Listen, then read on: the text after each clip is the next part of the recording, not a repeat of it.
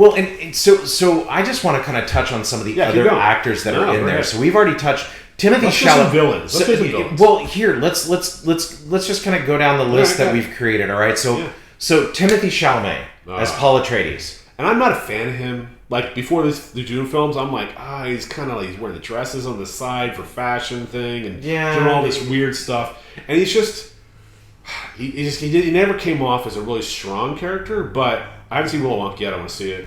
I feel like after looking at this role, like he is growing into the actor he should be. Yes, like I think his agents like set him up. Whoever set him up said you're going to be this, but he's actually growing into it, which is a hard thing to do. Well, yeah, kudos to him. Like he's actually doing it. And on that same path, I would say this. Look back to Tom Cruise when he first started in the industry. And I'm talking like risky business taps, right? So now you're talking about the kid who's similar. Tom Cruise, the kid who his big scene was sliding across the floor to take those old records off the shelf, right? And sliding across in his tidy whities, right? To now we have an actor who is just a force to be reckoned with in Hollywood. I mean, Top Gun Maverick was brilliant. Tom Cruise, and it was such a throwback to... He's done so many good movies. It was brilliant. So Timothy Chalamet, I feel like, has a very promising future. He's doing the work. If he chooses not to become super artsy-fartsy and self-sabotaging. Right, yeah, he has to, I mean, he's going to be himself. He has to treat himself. But it's also... Don't buy into bullshit. Yeah. You're going to die by 120, so don't buy into bullshit. Yeah, exactly, right? And so then down the line we've got... So one of the ones that... So we had Zendaya as Chani. Right? She did great too. So just for the record, some of you might hear in the movie, they refer to Zendaya and they go... It sounds like they're saying Johnny. Like it's Chani. Chani. Yeah. So as Chani... And like I completely concur with you. They took a character who, in the book, was the romantic interest in the book, but also more of a sign of good, and wholesome and decent and hardworking and sacrifice and humbling herself and stepping back but just.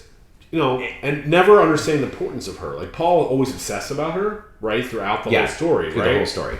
Through all the books. But you never really got this, like, oh, yes, she helped him with some of this stuff. But, like, she never rose to prominence, even though she had a lot of book time, a lot of print dedicated to her.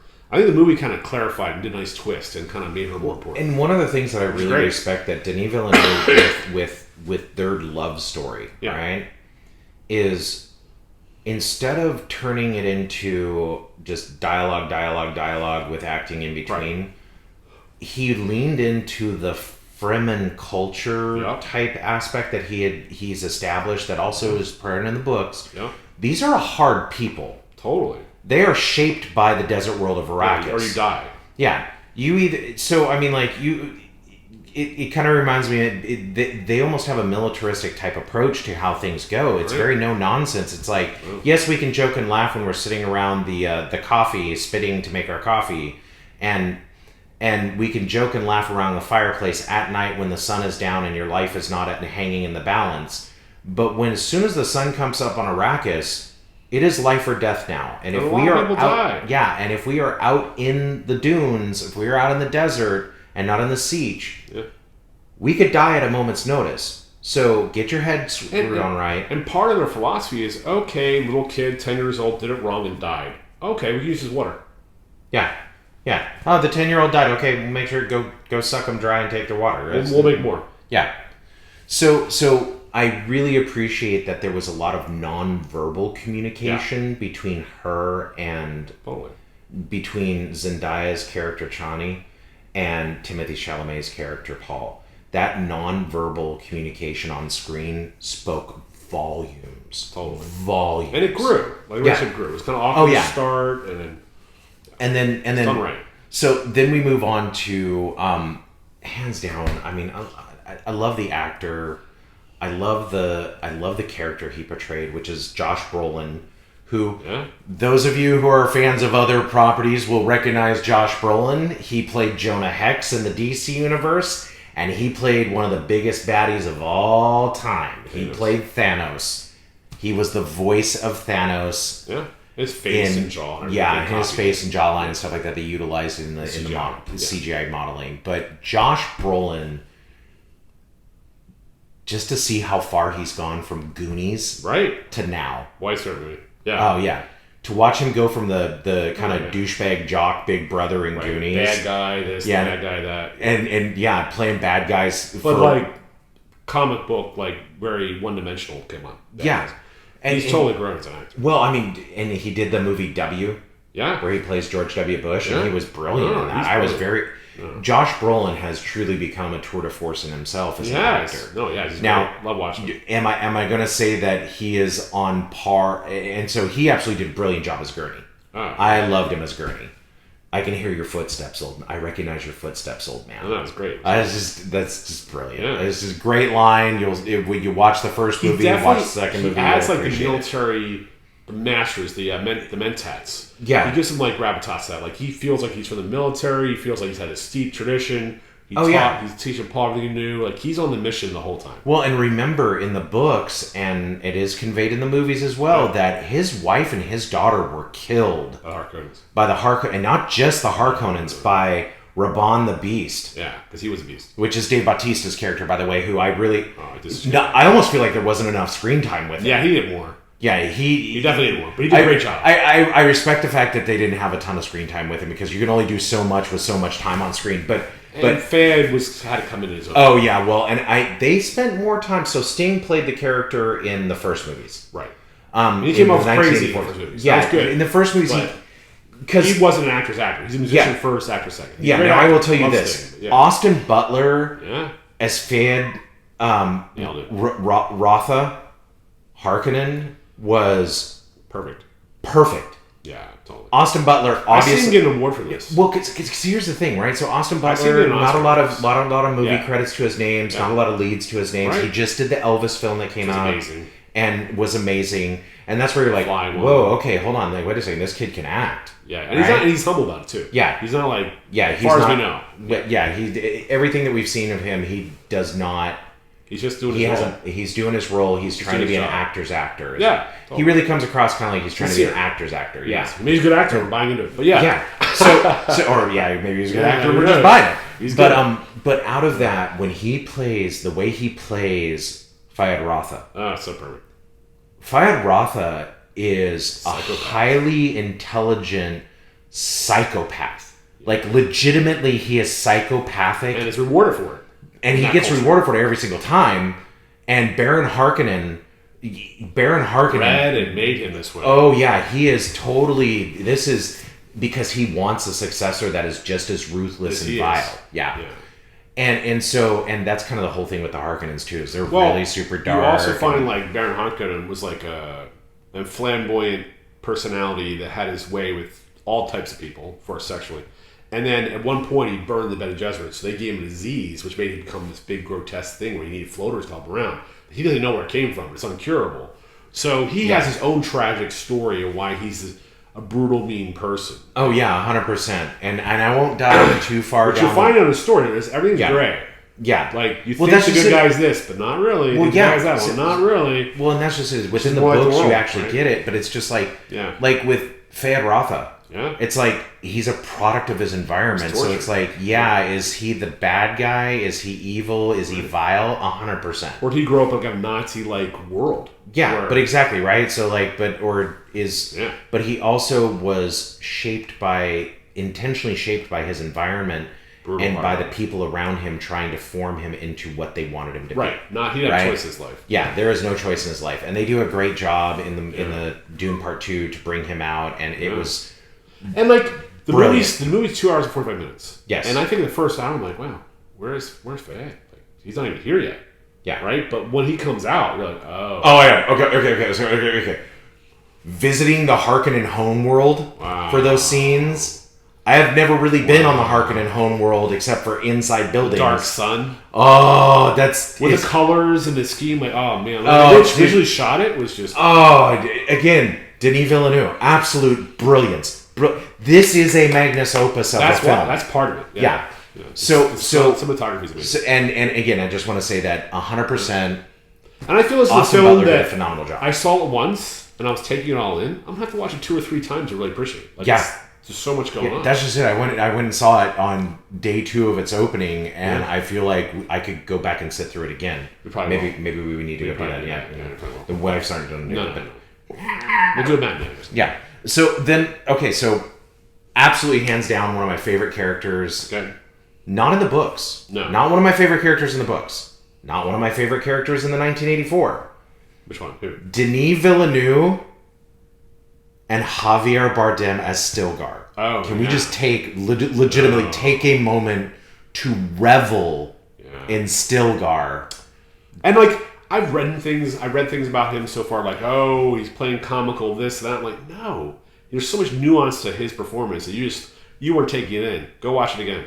Yeah. Go ahead. And that's just it. It's like Javier Bardem, one, we know he's a brilliant actor. Oh, he's an Oscar nominee, and it's just... Javier Bardem never ceases to amaze me when you see him go on screen and he portrays something. Look, what he did in No Country for Old Men as the Sicario hitman was chillingly good. Yeah. And that's really the first time I watched Javier Bardem, and I was like, ooh. Right? Not just Pirates of the Caribbean stuff. Yeah. Well, I mean, he does it all. He gets get paid too. Come on. Yeah. Well, when he's playing Javier plays, yeah, he is. And married, has a kid, and you can see, and I think that's one of the things. He's an old man gamer too. Oh, I almost guarantee you, Javier Bardem is an old man gamer. He's keeping up on this stuff. Yeah. But I'm telling you right now, Javier Bardem, his portrayal of Stilgar was so nuanced. I mean, a lot of people are going to go like, but maybe it's because of my life experiences and meeting people from certain regions of the world and stuff like that, and interacting with them and seeing how culturally people can be different in many ways, and seeing the kind of culture like we discussed where it's, it's life or death. Yeah. If you've survived to Stilgar's age, and not only survived to his age, but you are the leader of a siege, which means you are also the strongest... The northern siege. Yeah. So you are also the strongest fighter... to make it there. To make it there, because the Fremen live by the Klingons, right? Like Klingons. Yeah. Like Klingons, where it's like Klingons only the strong survive, and if I'm going to lead, you can challenge my leadership, like a wolf pack, right? I wonder if the Klingons were affected by... I mean, if Star Trek Klingon creation was affected by this book. That's actually really interesting, because Gene Roddenberry, I mean, the Klingons existed in the first Star Wars TV series, but they weren't really expanded upon. No. They were just a warlike culture. Right. And it wasn't really until Star Trek Next Generation that they really dove down the rabbit hole, because Worf was on the bridge. Anyway, again, total geeks here. But you can see how this film affects a lot of other things. Yes, exactly. This is one of those films. Totally. It's just like the John Carter series of books. Born, ultimately. No, John Carter. Carter, Mars. Oh, yeah. And the author is escaping my mind, but that obviously that's one of the reasons why Disney tried to make John Carter. I think their casting decisions in that is what ultimately affected them, because the movie, if you sit through and watch the movie, it's actually really enjoyable. I like that a lot. Totally. And if you've read the books, it's an enjoyable movie to watch, because they're pretty religiously follows it. But with all the intellectual properties that come beyond, John Carter ends up falling flat with everybody, because this is just a retread of Star Wars, of Dune. It was before this. Yeah, but this is the one that put it on the map that everybody else followed, that influenced all the other sci-fi, even FrankHerbert's Dune. Getting back to Stilgar. So Stilgar. Yeah. Javier Bardem, one of the things that I think really honestly, and that's something I've seen change in his acting style and his delivery, is I think being a husband and a father has affected his ability to act. Yeah, in a positive. Yeah. And so when he's Stilgar in this leadership role, he's a believer. Oh yeah. He believes in the it's the Lys Gudon or something like that. Lisa, Yeah. So he believes in the prophecies. Right. About Paul. Which the Bene Gesserit has set up. Yeah. So, I mean, and which is one of the interesting dynamics that you see there, is the manipulation. But then it's so funny because, you thousands of years manipulation. Yeah. But you also see the humor in what he's doing and why he... Like you said, that lightheartedness. It's humor, but it's humor because within life and the difficulties... It's almost like, I believe you don't have to, but I do. Yeah. Well, and one of the things that definitely gets portrayed in those lighthearted moments is they're lighthearted because you see it's based off camaraderie. It's based off of interactions of these people interacting with people. Right. So it's not this stilted, we live in a very severe society. It's not like going to an opera and listening to an opera being sung, and unless they're trying to be humorous and it's supposed to be a humorous opera, it's all very serious. The devil has come to claim your soul. No, the devil has not come to claim my soul. The devil is here to claim your soul. Right? And it's all taking yourself way too serious. If you have an opera, go see it. It's amazing. Yeah. And go see operas. Yeah, definitely. It's worth it. But the thing that I loved is that within that you see Stilgar, you also see the softening of him towards Paul. Yeah. He's like, wow, you made it this far, and I didn't think you would. And maybe you want it tomorrow, but hey. Yeah. While you're here, let me help you. Yeah, and he's like, and maybe you are... could be, but... Yeah, maybe you are the prophesied one. So, and again, so we've touched on... Okay, well, I mean... I would be doing a disservice to everybody out there. So Stellan Skarsgård as Baron Harkonnen. Oh, wow. Words do not describe. Yeah, in the first movie I was like, okay, I'm seeing a little bit of it. But he definitely delivers in the second one. You're like, oh, yeah. Whoa. Oh, yeah. Not just visually, but the acting part. And yeah. His thought process. Well, and Stellan Skarsgård is Stellan Skarsgård. I mean, he can play everything from a slightly crazed scientist in Thor all the way to freaking Baron Harkonnen. Right.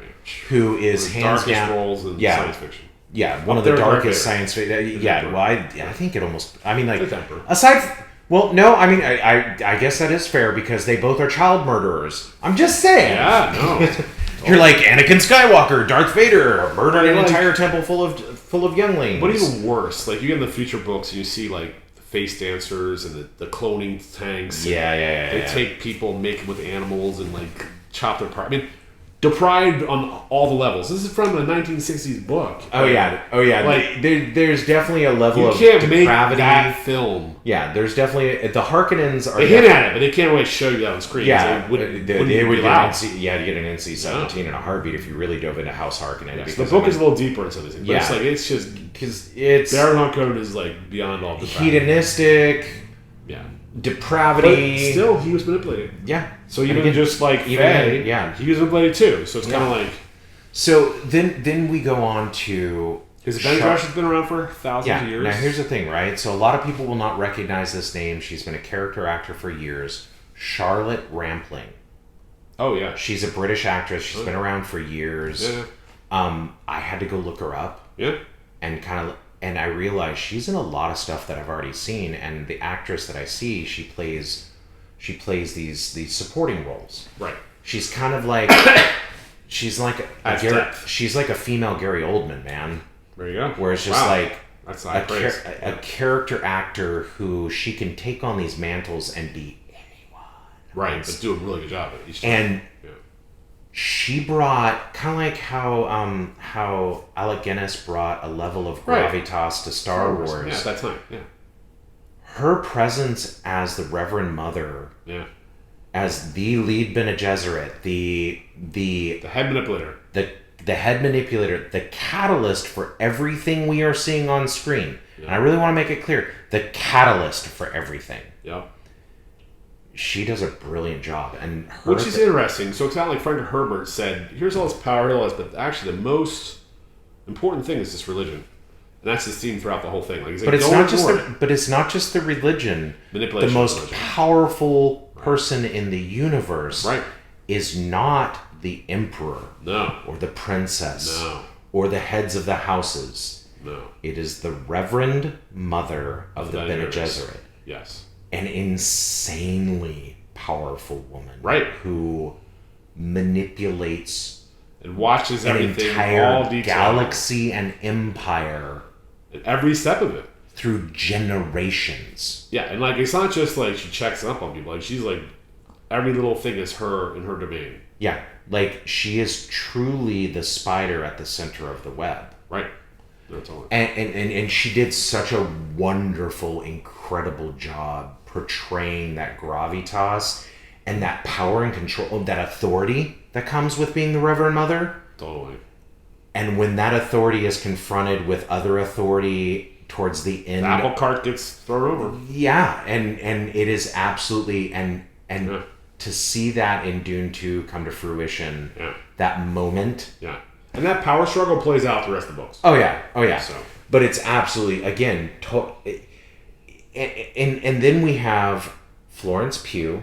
Oh yeah. Who we would all know from the Black Widow movie. Yeah, she was awesome. She plays the blonde Black Widow agent opposite Scarlett Johansson. She's a great actress though. She was in some British. She's British. She had some other British shows she was in. I can't remember off the top of my head. She's amazing. She's not just in. And she was in Midsommar. Right. The horror film that was actually really well done because she's been in a lot of things. They shot it in like bright colors, but we'll know her from Black Widow, but she's a very serious actress. Yeah, she's a very and clearly shows through with her role because I had forgotten going into this movie. I had forgotten that the princess. Oh, I didn't. What is it? The Princess Irulan. Right. Irulan becomes the future wife of Paul Atreides. Well, I knew that much. I remembered that much. But what I forgot, she had Bene Gesserit training. Yeah. I forgot she had gone down the Bene Gesserit road. Like the Reverend Mother has been training her and grooming her since her birth. I mean, she is a force to be reckoned with in her own right, which is later on in other books that you find this out. But this gets back to to me, it gets back to Lady Jessica messing up the line. Yes. And then her boss going, "Oh, let me fix this, you dummy." Right? Yeah. But actually, they're both vying for the head spot of Bene Gesserit. So that's the thing about Dune. There's all many levels of the book. So you'll find out there's characters that die off, that come back, and you're like, whoa, there's more depth going on. So like, even what you're watching or seeing at this time, you do not understand until 500 pages later. There's like 10 things you didn't know about that actually were going on and changed the dynamics, right? So one of the things Mentats, we didn't explain, like there's no... Well, can we finish with one more actor? There is one more actor that I would be remiss to not mention. Dead Zone guy, huh? Yeah. I love him. Oh my god. Chicago accent's so great. He's awesome. Listen here, He's awesome. You know, what we've really got to do is put more cowbell. He doesn't There's talk much. really gotta be more cowbell here. In this movie, he does not talk much. Oh my gosh. But he doesn't have to. He's Christopher freaking Walken, dude. Well, yeah. But it's like, as the Emperor, like he could be like a British pump or this or that and talk all these lines. But he's just more like listening, like, you know, you work for me. And like, I'll take what you in. Oh, 100%. We'll react this way. I've done it a million times. What we're going to do next. Like, he's running the Empire like it's his CEO business of a corporate Fortune 500. And just like, all right. But then when he speaks, it's great. It is. Look, and I am not going to spoil this, but the end scenes of Dune Part 2 that involve Christopher Walken with Timothy Chalamet. Yeah. And this movie's just that alone, the first Dune movie back in the 80s, whatever, is totally different Emperor than this Emperor. Yes. Like night and day. Yes, that was a posh, like, I'm the British Empire, I'm ruling over everything, like, that type of attitude. And he very almost like capricious, do you know know who I am? Right. Versus Christopher Walken brilliantly displays this emperor... Mafia Don almost type, where it's like, I am keeping together an empire. Right. And I have room in my heart for love, for sensitivity and laughing and joking and again, that human interplay. But the root of it all, like any good mafia Don is, if I got to pull the trigger and you got to go away, even if I love you, you got to go away. Because no one will remove my grip. Well, my family comes first. Yes. He has that motive. Yes. My family comes first. Which is important because that ties into what Paul did to Shani and all that because he knew that. Yeah. But go ahead. Yeah. So out of that, Christopher Walken just... the limited screen time we get with him as the Emperor is just... Very casual. Yeah. Brilliant. Yeah, it's great time. Like I said, the acting across the board... I cannot fault the actors at all. I don't feel in any... Even the bit role actors were brilliant. We're going to come back to Dune again, but for right now, I want to go fast forward us to what our review is. Like, what score are you giving this? You said 1, right? 1-0. I'm sorry, 1-0. Yeah, look, I reserve this rating on the movie scale. Right. On the movie scale. I reserve this rating very, very sparingly. Right. This is not our there are a handful of movies in my mind that can even remotely eke into this spot. Yep. And Dune Part 1 is definitely like an 8 out of 10. It is it is rock solid, high level, well acted, well directed. And I had reservations because it was only that third part of the book. Yeah. And I'm like, we'll see what they do with this if they get a chance. Because during COVID, this was released and all that kind of stuff. So and all I can say is I am about to give one of the highest levels of praise I can reserve in my own mind for this. Dune Part 2 by Denis Villeneuve is better than Empire Strikes Back. As a follow-up. As a follow-up movie. That's the second movie. film in a series. I have never seen a second film come out. This is so strong. And it is this strong. And I feel like Hollywood was literally saved by Top Gun Maverick, right? Yes. Which we all look back and go, we still have films in the theater now, right? We're still Hollywood, right? I feel like this show is showing the next way to go. They made a lot of mistakes the last couple of years, doing a lot of weird things. I think now with this Dune sequel, they're like, last couple years, dude, you can go back the last 10 years they've been sliding down this. I'm just saying, this shows level of artistry, level of acting, the level of CGI. This is Hollywood. This is what Dune 2 is Hollywood. This is where it should be. This is what I envision in my mind. Right. Top Gun Maverick was 100%. That is action, big time action. Different genre. Different genre. Totally. But it is 100%. That is what Hollywood was and what it is and what it's supposed to be. Right. And it was brilliant. Right. Dune Part 2 is not just big action, epic, whoa, Hollywood movie that you go, oh my God, look at this thing. It's a serious art film. This is cinematic artistry at its highest form. It is. It really is. This is Citizen Kane.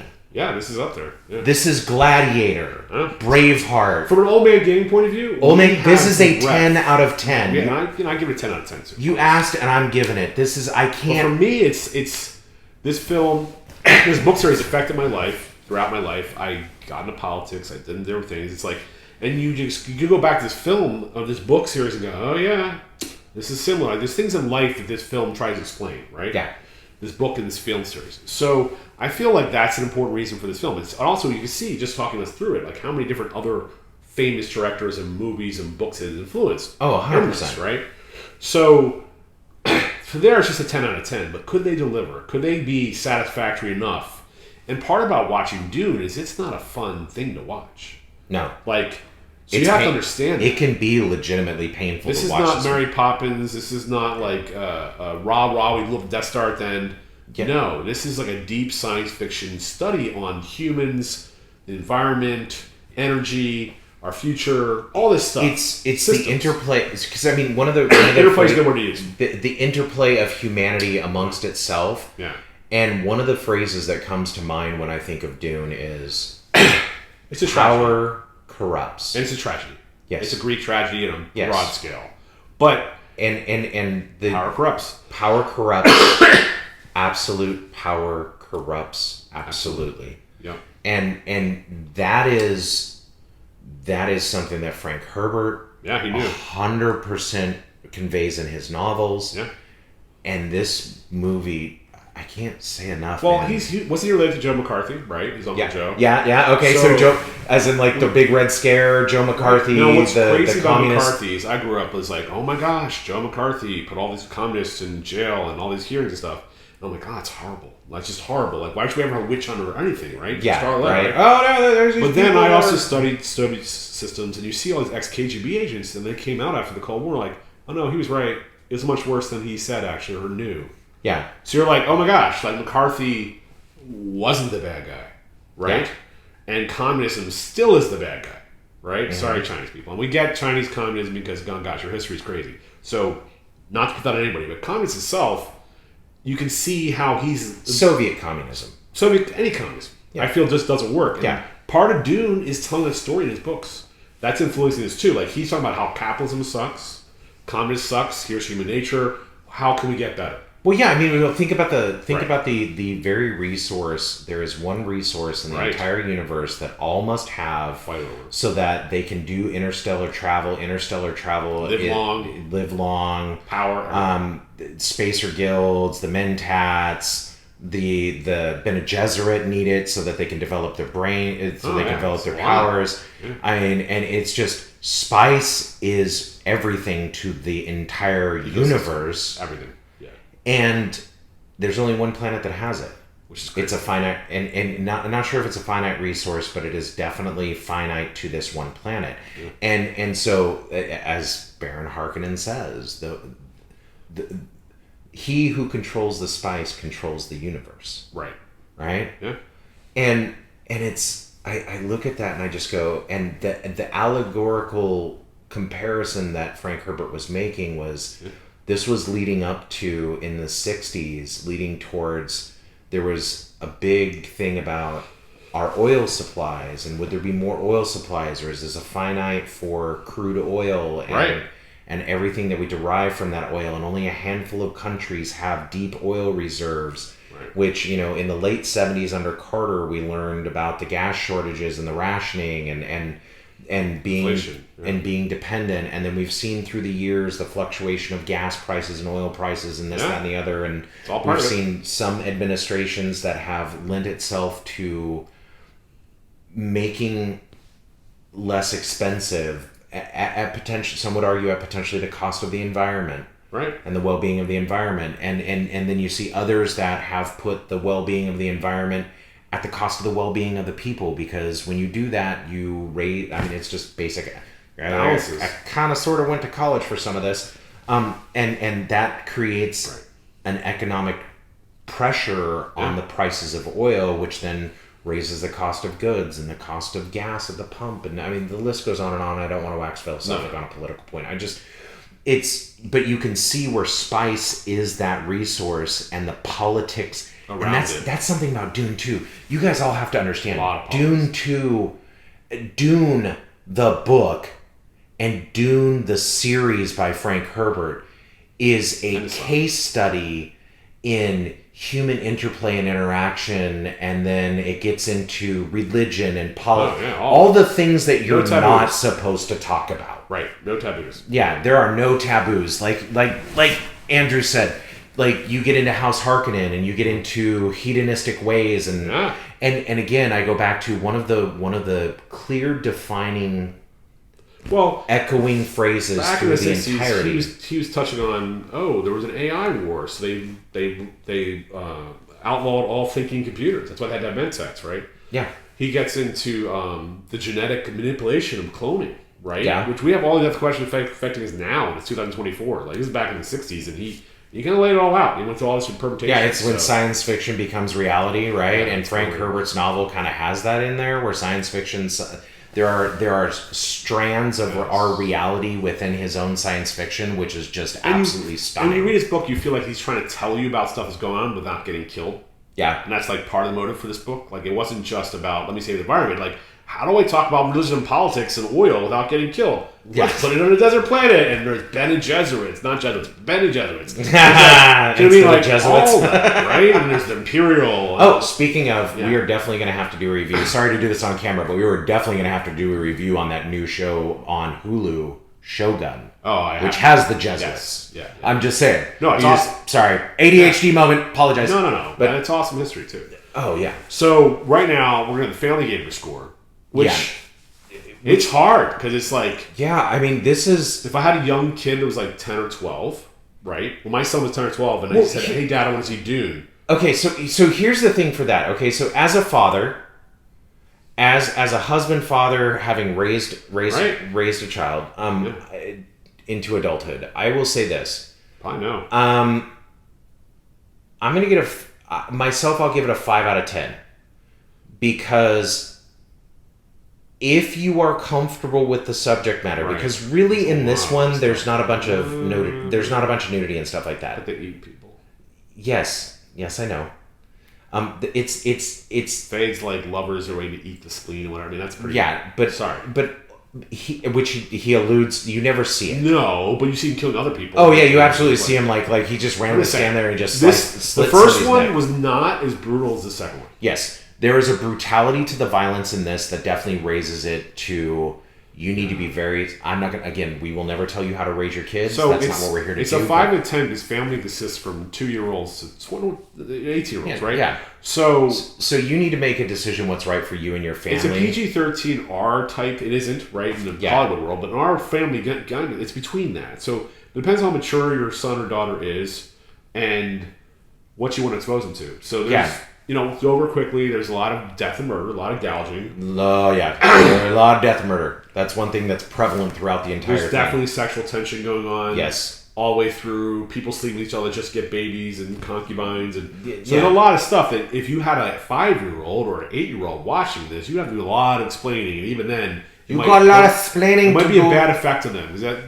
Would you want to hear that at that age? Probably not. Yeah. So, having said that, I read this when I was 7, the book, and I didn't understand those parts. Like, it's all in there, but I also skipped over it. When I read it later, when I was 13, I got it all, right? Yeah. Because it took me a while to get back to it, but it's still one of my favorite books of all time.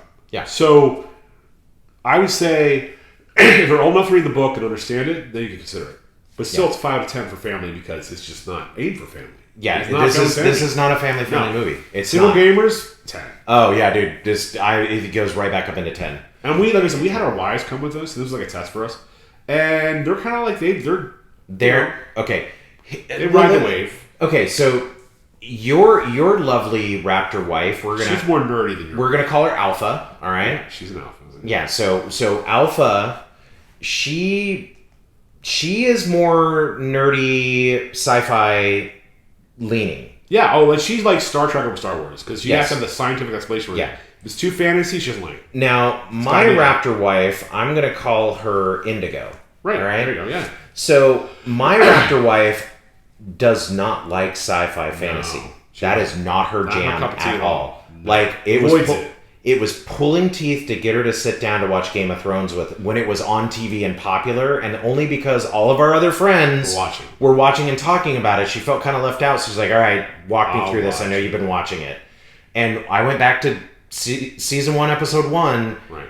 And I was able to kind of lay out to her. Now I will also, and so with that, my wife is not driven by this, right? No. And my test for her was, I sat down with her and we watched Dune Part 1, and she has no experience with the material. She has not seen the 1984 films. Nope. She doesn't know anything. She's going into this dry, right? Sci-fi channel. No.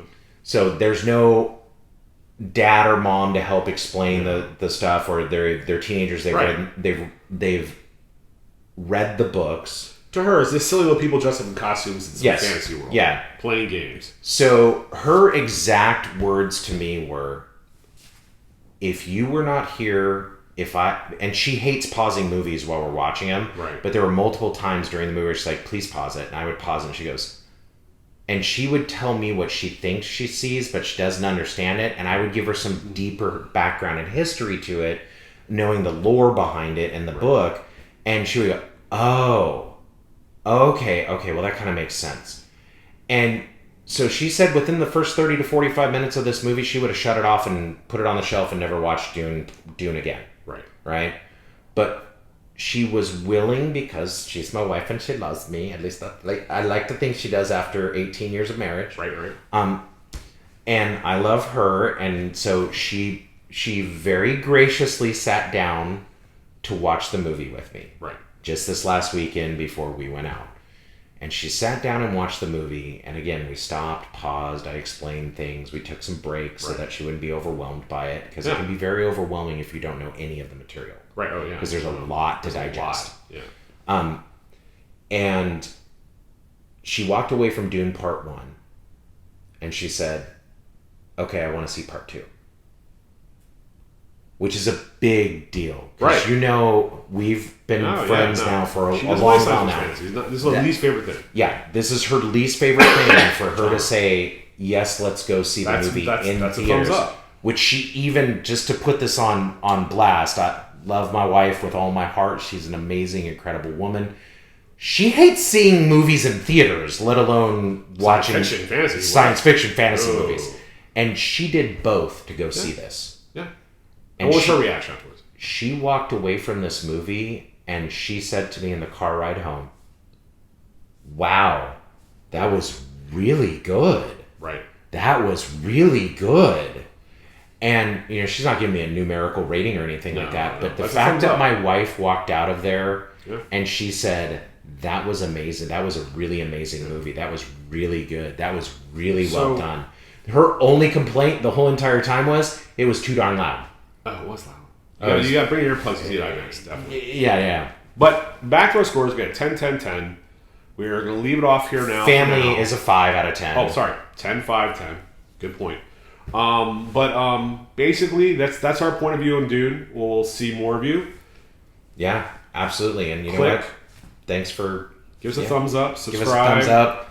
Subscribe. All the games are here. And I think just doing this review, I'm thinking like, we're going to do a show on who we think are good, really secret old man gamers. Oh, that's a really good idea too. In the current field. Oh, yeah. Call out. Like you said, Jimmy Fallon. Yeah. Oh, Jimmy Fallon, 100%. Veal, of course. He's got trouble for it. Like, we'll just go through it. But thank you once again, and we're out. And hey, thanks for joining us on the couch. That's right. Thank you.